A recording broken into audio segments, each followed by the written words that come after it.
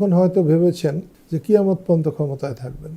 রাজনৈতিক ক্ষমতায় ততক্ষণ থাকবেন যতক্ষণ জনগণের সমর্থন থাকবে। গত 16 বছরে শেখ হাসিনার রাজনীতি আর বঙ্গবন্ধুর রাজনীতি কখনো এক ছিল না। আমাকে অনেকেই বলেছেন যে আপনার গাড়ি জামাত শিবিরের লোকেরা ভেঙেছে। আওয়ামী লীগ ভুল করেছে, তার শাস্তি হবে। যারা অন্যায় করেছে তাদের আইনানুগ শাস্তি হবে। শেখ হাসিনা আর রাজনীতি করতে পারবেন না, তার বয়স তাকে সমর্থন করবে না। তত্ত্বাবধায়ক সরকারের প্রধান তিনি দুদিন আগেই কোর্টের বারান্দায় ঘুরেছেন। তিনি কিন্তু কোর্ট থেকে মুক্তি পান নাই, ঘুরতে হয়েছে। ছাত্রদের আন্দোলনে যখন গণেশ উল্টে গেছে তখন একদিনে কোর্ট উল্টে গেছে। আমার ভাগিনা জয়ের রাজনীতি করার চরিত্র না। দুজন যুবককে বা ছাত্রকে নেওয়া হয়েছে উপদেষ্টা পরিষদে, এটা ভালো কাজ হয়েছে। দেখা যাক তারা নতুন রক্ত তারা কি করে। আমার মনে হয় তারা ভালো করবে। শেখ হাসিনা বা আওয়ামী লীগ বিএনপিকে কোনো সম্মান দেয়নি বলে এই পরিণতির জন্য অনেকাংশে দায়ী। আওয়ামী লীগকে যেমন মানুষ পছন্দ করে না, বিএনপিকেও মানুষ অত বেশি ভালোবাসে না। ভাবি না এটা বললে পরে মিথ্যে বলা হবে। এরকম ঘটনা সবসময় ঘটে, ভবিষ্যতেও ঘটবে। পাকিস্তান কখনো ভাবে নাই যে তাদের এই দানবীয় শক্তি পরাজিত হতে পারে। বাংলাদেশের অতি ক্ষুদ্র ক্ষুদ্র সাধারণ মানুষের কাছে পাকিস্তানিদের তুলনায় তো বাঙালিরা বেটেঘাটো ছিল, ছোট ছিল। তার উপর আবার যাদের শক্তি, সামর্থ্য, অর্থ, বিত্ত ছিল, তারা মুক্তিযুদ্ধে কিন্তু ততটা অংশগ্রহণ করে নাই। মুক্তিযুদ্ধটা হয়েছে অতি সাধারণ মানুষকে নিয়ে। পাকিস্তানের দানবীয় শক্তি একসময় মুক্তিযুদ্ধে সাধারণ মানুষের কাছে হেরে গেছে। এরপরে একসময় 96 সালে বলি বিএনপি সরকারের পতন হয়েছে। তারা ভাবেও নাই যে তাদের পতন হবে। 90 এরশাদ সরকারের পতন হয়েছে। এরশাদ যখন ক্ষমতায় এসেছিলেন তখন হয়তো ভেবেছেন যে কিয়ামত পর্যন্ত ক্ষমতায় থাকবেন। আমি আজকে নয়, বহুদিন যাবৎ বলছি যে সরকারি প্রশাসন দিয়ে যদি কেউ ক্ষমতায় থাকতে পারতেন তাহলে আইয়ুব খানের এতদিন ক্ষমতায় থাকা উচিত ছিল। বাংলাদেশের প্রেক্ষাপটে হোসেন মোহাম্মদ এরশাদের থাকা উচিত ছিল। তারা যখন থাকে নাই তাহলে প্রশাসন দিয়ে কারোর ক্ষমতায় থাকা সম্ভব না। রাজনৈতিক ক্ষমতায় ততক্ষণ থাকবেন যতক্ষণ জনগণের সমর্থন থাকবে, এবং জনগণের সমর্থন আছে কি নাই এটা রাস্তাঘাটেই মানুষের কথাবার্তাই বোঝা যায়, চাল চলনেই বোঝা যায়। যে সরকার যখনই জনগণের সমর্থন হারাবে সে সরকার তারপরে থাকবে, কিন্তু অনেক সময় থাকবে না। মুক্তিযুদ্ধের পরে পরে মনে হয়েছিল এই দেশের স্বাধীনতা বিরোধীরা কেউ দাঁড়াতেই পারবে না, কিন্তু অনেকে কিন্তু রাজনৈতিকভাবে অতটা দাঁড়াতে না পারলেও আর্থিকভাবে, সামাজিকভাবে কিন্তু তারা অনেকেই দাঁড়িয়েছে। বিএনপির যেভাবে পতন হয়েছিল, তারপরে যে নির্বাচনটা হয়, অনেকে তো ভেবেছিল বিএনপি একদম মুছে যাবে, কিন্তু তা কি গিয়েছিল? 116টা আসন পেয়েছিল। ওরকম প্রতিকূল অবস্থার মধ্যেও মুছে যায় নাই তারা। তাই কেউ মুছে যাবে এটা ভাবা উচিত না। সেটা যে হাল ধরবে সেই ধরবে। আমি আওয়ামী লীগ করি না, তাই আওয়ামী লীগ নিয়ে আমার অত ভাবনা করার নাই। আমি বঙ্গবন্ধুকে ভালোবাসি, বঙ্গবন্ধুর রাজনীতি করি, এবং যতক্ষণ আমি বেঁচে থাকবো বঙ্গবন্ধুর রাজনীতি করব। গত 16 বছরে শেখ হাসিনার রাজনীতি আর বঙ্গবন্ধুর রাজনীতি কখনো এক ছিল না। নিশ্চয়ই শেখ হাসিনা বঙ্গবন্ধুর কন্যা, তার সঙ্গে রক্তের সম্পর্ক, কিন্তু শেখ হাসিনার সঙ্গে বঙ্গবন্ধুর রাজনৈতিক খুব একটা সম্পর্ক ছিল না। বঙ্গবন্ধু নিহত হবার পরে অনেক দিন পরে তাকে দলে আনা হয়েছিল। যারা এনেছিলেন তারা এখন কবরে আছেন সবাই। সেই জন্য বলছি বঙ্গবন্ধু আর শেখ হাসিনা এক জিনিস না। আমাকে অনেকেই বলেছেন যে আপনার গাড়ি জামাত শিবিরের লোকেরা ভেঙেছে, কিন্তু আমার তেমন মনে হয়নি। আমি কিন্তু গত 30-34 বছর আমি দেশে আছি।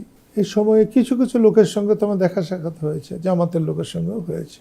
জামাতের যারা যুবক তারা কেউ কেউ আমার কাছে আসেও, তারা স্বাধীনতা বিরোধী হিসেবে নিজেদের মনে করে না কখনো, এবং তাদের গুরুজনেরা বা তাদের নেতারা যে ওই সময় ভুল করেছেন তারা অকপটে স্বীকার করে সে কাজটা ঠিক হয় নাই। আমি জানি না তাদের নেতারা তাদের পলিসিগত কারণে কিনা, রাজনীতির কারণে কিনা, প্রকাশ্য মুক্ত কণ্ঠে তারা কখনো মুক্তিযুদ্ধের বিরোধিতা, অন্যায় হয়েছে, ভুল হয়েছে, বিরোধিতা নিয়েও আমার কোনো তেমন কথা নেই। আমার কথা হচ্ছে মুক্তিযুদ্ধের সময় জামাত যেভাবে রাজাকার আলবদর বানিয়ে মানুষের বাড়িতে আগুন দিয়ে অনৈতিক কাজগুলো করেছে, ওগুলো নিয়ে আমার আপত্তি আছে। তাই আমার মনে হয়েছে, আমি আপনাকেও বলছি, যে না, জামাতের কোনো লোক, ওদের মধ্যে একটা শিষ্টাচার আছে। আমি শেখ হাসিনার মতো বলতে পারি না জামাত হলেই কি, কোনোদিন বলিও নাই। ওরা আমার গাড়ি ভাঙছে, এটা আমার মনে হয় না, বিশ্বাসও করি না। যারা এই স্ট্যাচু বানিয়েছে, মূর্তি বানিয়েছে, মুসলমান হিসাবে আমি এই মূর্তি পছন্দই করি না। তারপরে যারা বানিয়েছেন তারা কি এটা বুঝেছেন যে তারা কোনো দিন হয়তো থাকবেন না? তারা না থাকলে এই স্ট্যাচুর অপমাননা হইতে পারে, তারা ভাবে নাই। আওয়ামী লীগ 15 বছর বঙ্গবন্ধুর কন্যা শাসন করেছেন। তিনি কি বঙ্গবন্ধুকে সারা দেশের মানুষের বানাতে চেষ্টা করেছেন? যে বঙ্গবন্ধু তার সারা জীবনের পরিশ্রম দিয়ে, তার ত্যাগ তিতিক্ষা দিয়ে তিনি দেশের নেতা হয়েছিলেন, সেই বঙ্গবন্ধুকে আওয়ামী লীগকে শুধু আওয়ামী লীগের নেতা বানায় নাই, আওয়ামী লীগকে শুধু তার পরিবারের বানায় নাই, বঙ্গবন্ধুকে সারা দেশের বানানো উচিত ছিল।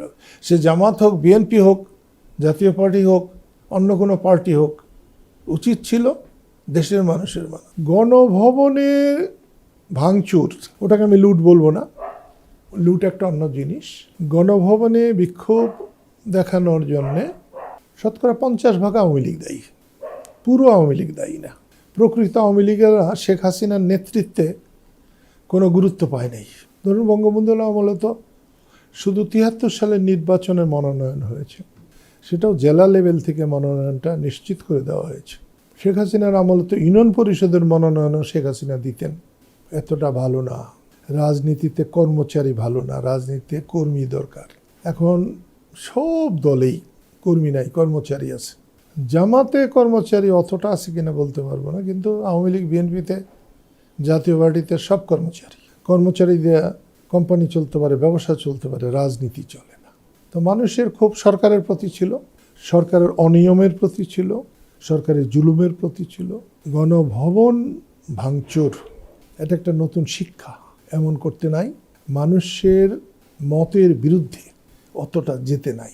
2জন যুবককে বা ছাত্রকে নেওয়া হয়েছে উপদেষ্টা পরিষদে, এটা ভালো কাজ হয়েছে। দেখা যাক তারা নতুন রক্ত তারা কি করে, আমার মনে হয় তারা ভালো করবে। আসলে এখন তো আমি এটার মূল্যায়ন করতে পারবো না, যে অল্প সময় তাতে করতে পারবো না, করা ঠিক না। এবং যে উত্তেজনাকর অবস্থায় এই অন্তর্বর্তীকালীন সরকার হয়েছে, তারা দেশকে পুরোপুরি নিয়ন্ত্রণে আনতে এখনো পারে নাই।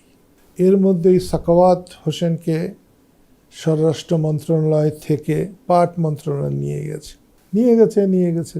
আওয়ামী লীগ সম্পর্কে তিনি আজকে যে কথা বলেছেন, 6 মাস পরে তার মতো 1000 লোক বলবেন, তাহলে কি তিনি আজকে যে কথাটা সত্য, যেটা বাস্তব, সে কথাটা বলে কি তিনি ভুল করেছেন?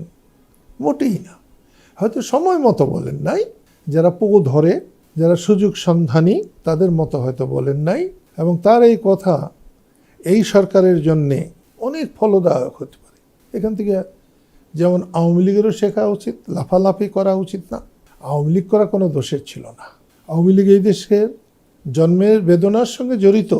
আওয়ামী লীগ ভুল করেছে, তার শাস্তি হবে। যারা অন্যায় করেছে তাদের আইনানুগ শাস্তি হবে। যারা ভুল করেছে রাজনৈতিকভাবে, তারা রাজনৈতিকভাবে নিন্দিত হবে। কিন্তু সেটাকেও আওয়ামী লীগের নেত্রী বা নেতারা যেভাবে করেছে, আজকের নেত্রী বা নেতারা সেইভাবে করলে এদের পরিণতি তো তাই হবে। জয়কে আমি খুব ছোট দেখেছি, তাদের কষ্টের দিনগুলোও দেখেছি। বঙ্গবন্ধু মারা যাওয়ার পর ওরা যখন দিল্লিতে ছিল, আমিও ছিলাম অনেক সময়, জয়কে আমি চায়না ক্লে বলে একটা চায়না মাটি, সেটা নিয়ে খেলা করতে দেখেছি, ট্যাঙ্ক কামান বন্দুক বানাতে দেখেছি। সে জয় বড় হয়েছে এবং তার মা 15 বছর দেশে প্রধানমন্ত্রী ছিলেন, হর্তাকর্তা বিধাতা। তার আগে আরও 15-20 বছর আওয়ামী লীগের মতো একটা দলের সভানেত্রী ছিলেন। আওয়ামী লীগের সভানেত্রী আর দেশের প্রধানমন্ত্রীর মধ্যে আমি খুব একটা পার্থক্য খুঁজে পাই না। কারণ হাজার হাজার লাখো লোক যাকে সমর্থন করে, তার প্রধানমন্ত্রী না হলেও চলে। প্রধানমন্ত্রীর চাইতেও তার অনেক সম্মান। কিন্তু আপনি আমাকে যেটা বলছেন, শেখ হাসিনা আর রাজনীতি করতে পারবেন না, তার বয়স তাকে সমর্থন করবে না। আর যে যাই বলুন, তাকে রাজনৈতিকভাবে মোকাবেলা করে তারপরে দাঁড়াতে হবে। সেই মোকাবেলা করে দাঁড়াতে গেলে যত তাড়াতাড়ি দাঁড়ান না কেন, 10 বছরের কম সময় লাগবে না। সে সময় উনি পাবেন মনে হয় না। আপনি নিশ্চয়ই দেখেছেন, এই যে এখন তত্ত্বাবধায়ক সরকারের প্রধান যিনি, তিনি 2 দিন আগেই কোর্টের বারান্দায় ঘুরেছেন। তিনি কিন্তু কোর্ট থেকে মুক্তি পান নাই, ঘুরতে হয়েছে। ছাত্রদের আন্দোলনে যখন গণেশ উল্টে গেছে তখন একদিনে কোর্ট উল্টে গেছে। তো শেখ হাসিনাও যদি রাজনীতি আসতে চায় তাকে অনেক বিষয় ফেস করে আসতে হবে।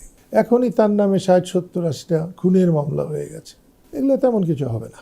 কিন্তু এখান থেকে বেরিয়ে আসার জন্যে যে সময়, যে শ্রম দিতে হবে সেটা খুব সহজ না।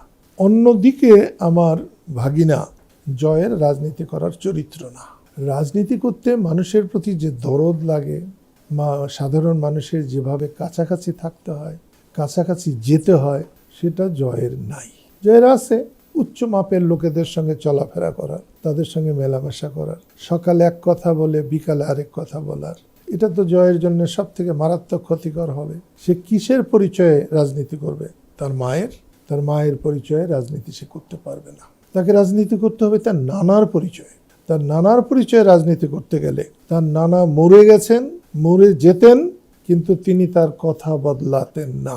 আর নাতি তো সকালে বিকালে কথা বদলাচ্ছেন। বাংলার মানুষ কথা বদলানো মানুষকে পছন্দ করে না। কিছু মানুষ থাকে, কিছু লুটেরা থাকে, কোনো না কোনো ছত্র ছায়ায় তারা এগুলা করবার চেষ্টা করে। শেখ হাসিনা বা আওয়ামী লীগ বিএনপিকে কোনো সম্মান দেয়নি বলে এই পরিণতির জন্য অনেকাংশে দায়ী। কেন আপনি বলবেন বিএনপি লুটপাট করছে?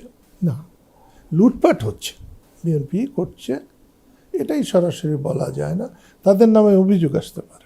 আমি নিজেও একটু আগে শুনেছি একজনের কাছে নাকি 10 লক্ষ টাকা চাঁদা চেয়েছে, যারা 1 লাখ টাকা দেওয়ার ক্ষমতা নেই। তারেক রহমান কালকে বলেছে, শুনলাম, যেগুলো যারা করবে তাদেরকে থানায় ধরিয়ে দেওয়া, আইন শৃঙ্খলা রক্ষাকারীদের হাতে ধরিয়ে দেওয়া। একেও কি আমি নিন্দা করব? না।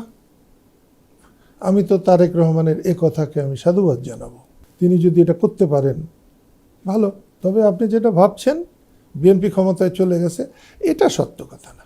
আওয়ামী লীগকে যেমন মানুষ পছন্দ করে না, বিএনপিকেও মানুষ অত বেশি ভালোবাসে না, তাদেরকেও অপছন্দ করে ওই একই কারণে।